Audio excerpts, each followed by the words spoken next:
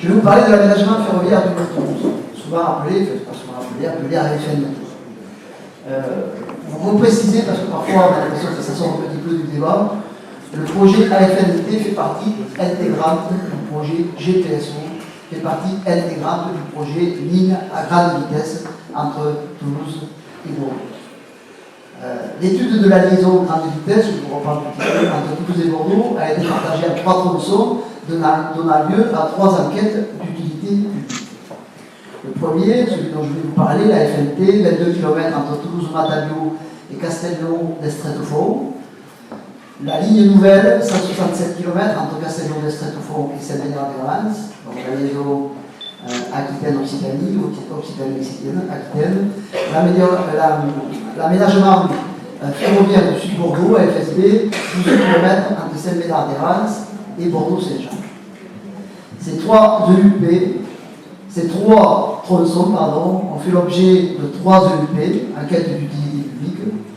Et dans ces 3 EUP, 2 ont obtenu un avis défavorable des commissaires enquêteurs. C'est important à le repréciser, c'est important à le rappeler, parce que c'est parfois oublié. Et on a fait un certain nombre de recours là-dessus pour que les choses soient prises en compte, mais on n'a jamais obtenu satisfaction.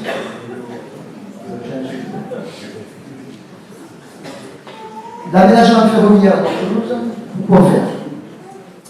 Ce sont des données, ce sont des informations qui sont issues de l'enquête du compte rendu de l'enquête d'utilité publique. L'infrastructure envisagée par le projet FNT est présentée comme destinée à créer ou à développer des offres de services répondant à des besoins très différents. Ce premier besoin, c'est une offre nouvelle d'envergure nationale, voire européenne, des trains à grande vitesse. Là-dessus, on s'en doutait un peu et on n'apprend rien. Le deuxième élément, c'est le développement de l'offre d'envergure régionale, accroissement du nombre des TER reliés à Toulouse aux villes régionales, notamment Montauban. Ça, c'est important, on en parlera un peu plus tout à l'heure. Une offre supplémentaire de frais, l'important, ce n'est pas estimé dans le projet et qui est sans doute faite. Effectivement, le fret aujourd'hui est descendu à moins de 10%, en sachant qu'on a quand même près de 2600 km² de lignes LGV. Lignes LGV qui ont été construites dans les dernières années, les dernières moins de 10 ans. Ça n'a pas empêché le fret de s'écrouler, puisque, bon, encore une fois, aujourd'hui, on est à moins de 10%. On sait bien, aujourd'hui, tous ceux qui se sont intéressés de près à cet élément, le fret a besoin aujourd'hui d'une restructuration complète de ces lignes. Les lignes ont été en désuétude, les lignes ont été soit abandonnées, les gares de triage ont été fermées.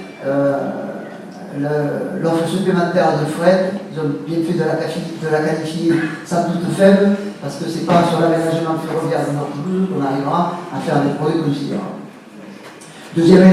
Quatrième élément, une offre nouvelle d'envergure métropolitaine, des trains cadencés au quart d'heure, aux heures de pointe, entre Castelnau, d'Estréfort et Matabio. C'est en fait un RER, même si il y a eu des tergiversations là-dessus, un RER métropolitain. Là, je vous parle parce que c'est la ligne entre la ligne du Nord-Toulouse, mais il y a aussi l'autre côté qui est concerné, Toulouse-Baziège, tout l'autre côté, le côté sud et le côté ouest-est de Toulouse. La commission d'enquête, la commission d'enquête d'utilité publique a estimé qu'on pouvait classer ces 4 offres ci-dessous en 2 catégories. Les 3 premières catégories concernent des missions classiques interurbaines de RFF. La 4e catégorie concerne une offre nouvelle de desserte métropolitaine et urbaine.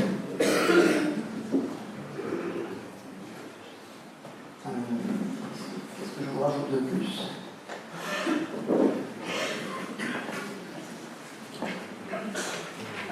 Oui. Le reste.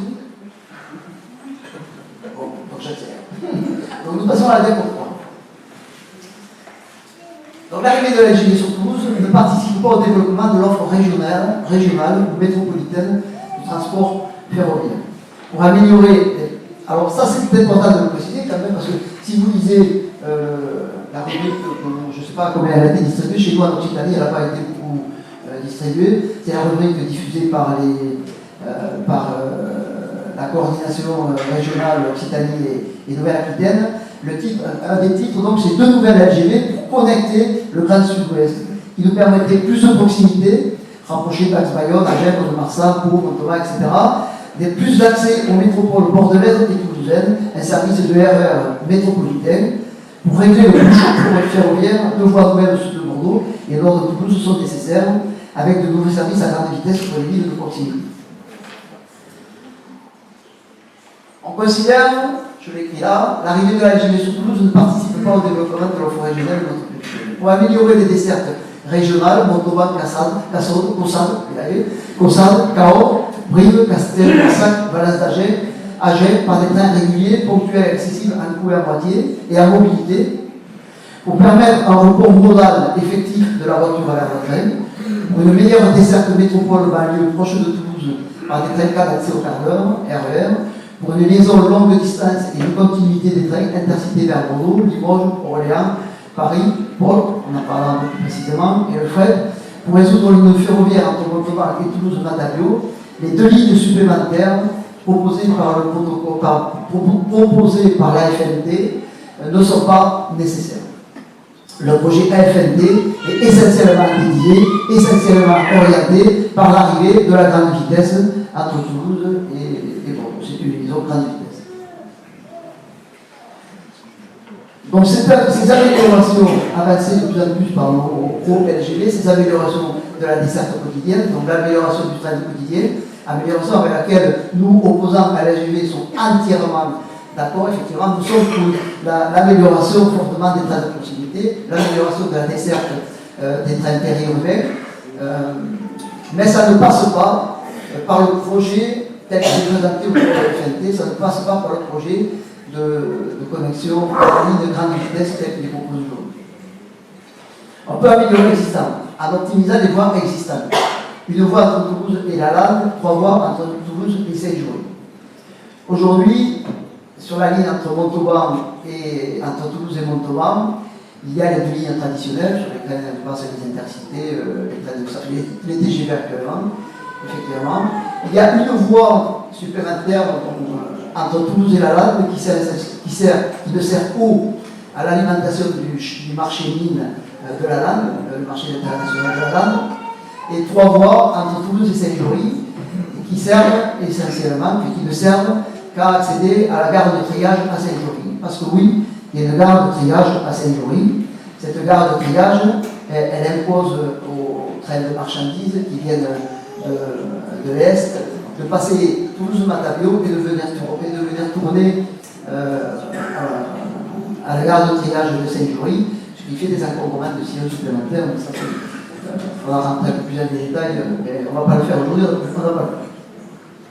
Banalisation des cartographies existantes. La banalisation, c'est ce qui permet de circuler à contresens sur le même voie. Elle apporte nécessairement plus de flexibilité dans l'exploitation. Tu as une minute?